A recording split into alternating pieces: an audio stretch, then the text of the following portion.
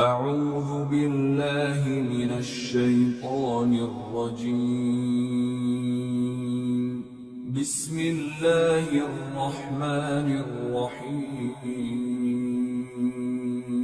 سورة الانفال آیت نمبر 65. يا أيها النبي حرض المؤمنين على القتال إن يكن منكم 20 صابرون يغلبوا 200 وإن يكن منكم 100 يغلبوا 1000 من الذين كفروا بأنهم قوم لا يفقهون.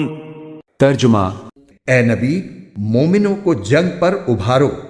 اگر تمہارے 20 آدمی ایسے ہوں گے جو ثابت قدم رہنے والے ہوں تو وہ 200 پر غالب آ جائیں گے، اور اگر تمہارے 100 آدمی ہوں گے تو وہ کافروں کے 1000 پر غالب آ جائیں گے، کیونکہ وہ ایسے لوگ ہیں جو سمجھ نہیں رکھتے. تفسیر: چونکہ صحیح سمجھ نہیں رکھتے اس لیے ایمان نہیں لاتے، اور چونکہ ایمان نہیں لاتے اس لیے اللہ تعالیٰ کی غیبی مدد سے محروم رہتے ہیں، اور اپنی 10 گنی زیادہ تعداد کے باوجود مسلمانوں سے مغلوب ہو جاتے ہیں. اس آیت نے ضمنی طور پر یہ حکم دیا ہے کہ اگر کافروں کی تعداد مسلمانوں سے 10 گنی زیادہ ہو تب بھی مسلمانوں کے لیے مقابلے سے پیچھے ہٹنا جائز نہیں. لیکن اگلی آیت بعد میں نازل ہوئی جس نے اس حکم میں تخفیف کر دی.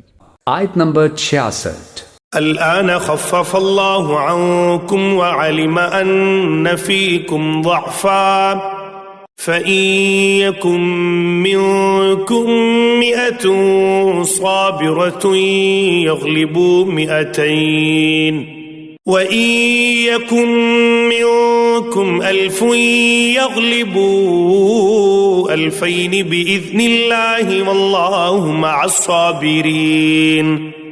ترجمہ: لو، اب اللہ نے تم سے بوجھ ہلکا کر دیا اور اس کے علم میں ہے کہ تمہارے اندر کچھ کمزوری ہے، لہٰذا اب حکم یہ ہے کہ اگر تمہارے ثابت قدم رہنے والے 100 آدمی ہوں تو وہ 200 پر غالب آ جائیں گے، اور اگر تمہارے 1000 آدمی ہوں تو وہ اللہ کے حکم سے 2000 پر غالب آ جائیں گے، اور اللہ ثابت قدم رہنے والوں کے ساتھ ہے. تفسیر: یہ حکم بعد میں آیا اور اس نے یہ تخفیف کر دی کہ اگر دشمن کی تعداد مسلمانوں سے دگنی ہو تو پیچھے ہٹنا جائز نہیں ہے، البتہ اگر تعداد اس سے زیادہ ہو تو پیچھے ہٹنے کی گنجائش ہے.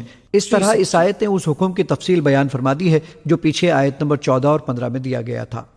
آیت نمبر 67. ما كان لنبي أن يكون له أسرى حتى يثخن في الأرض تريدون عرض الدنيا والله يريد الآخرة والله عزيز حكيم.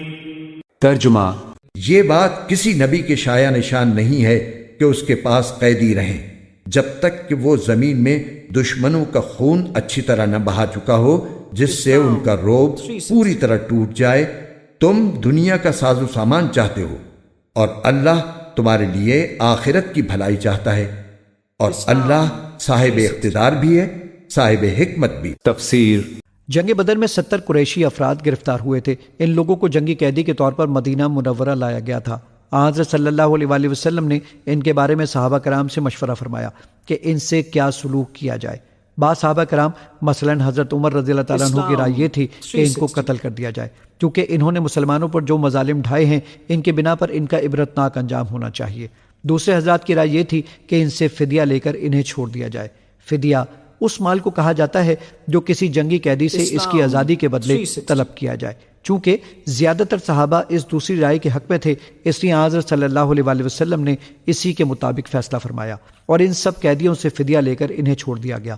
اس پر یہ آیت نازل ہوئی جس نے اس فیصلے پر ناپسندیدگی کا اظہار فرمایا، اور اس کی وجہ یہ بتائی گئی کہ جنگ بدر کا سارا مقصد یہ تھا کہ ایک مرتبہ کفار کی طاقت اور شوکت کا زور اچھی طرح ٹوٹ جائے، اور جن لوگوں نے سالہ سال تک دین حق کا نہ صرف راستہ روکنے کی کوشش کی ہے بلکہ مسلمانوں پر وحشیانہ ظلم ڈھائے ہیں ان پر ایک مرتبہ مسلمانوں کی دھاک بیٹھ جائے.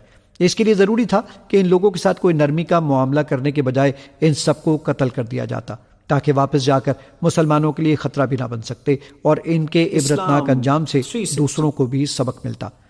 یہاں یہ واضح رہے کہ جنگی قیدیوں کو آزاد کرنے پر ناپسندیدگی کا یہ اظہار جنگ بدر کے وقت مذکورہ مصلحت کی بنا پر کیا گیا تھا۔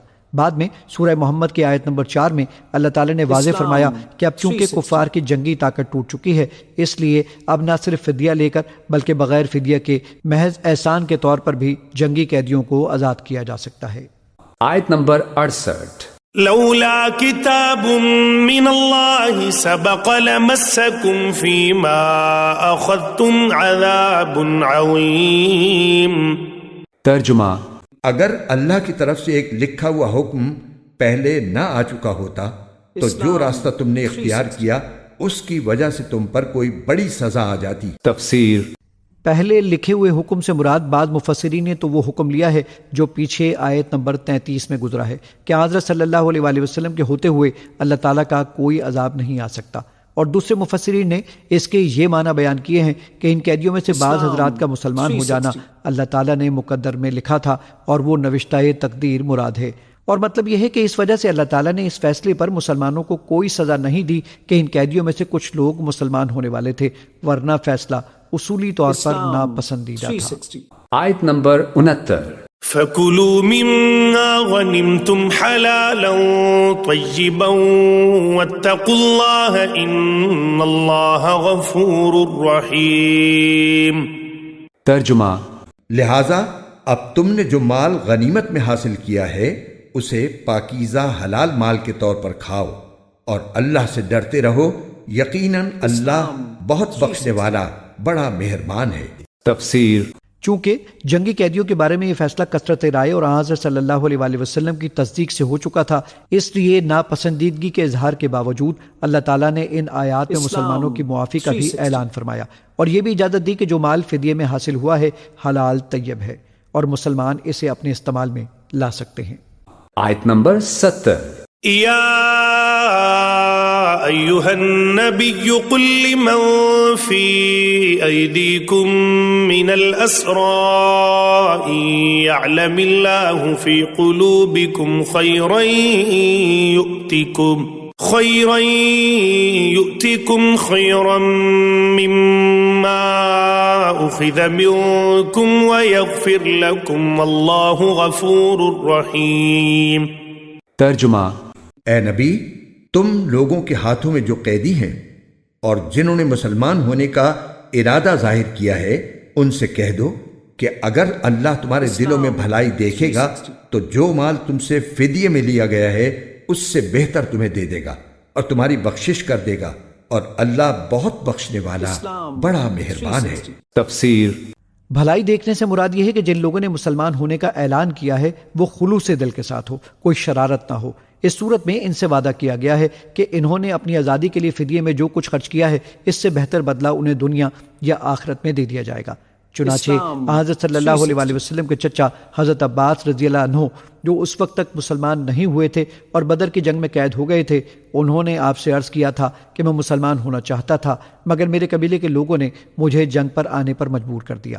حضرت صلی اللہ علیہ وآلہ وسلم نے فرمایا کہ بہرحال جو فدیہ دینا طے ہوا ہے وہ تو تمہیں دینا ہوگا، اور اپنے بھتیجوں عقیل اور نوفل کا فدیہ بھی تم دو۔ انہوں نے کہا اتنی رقم میں کہاں سے لاؤں؟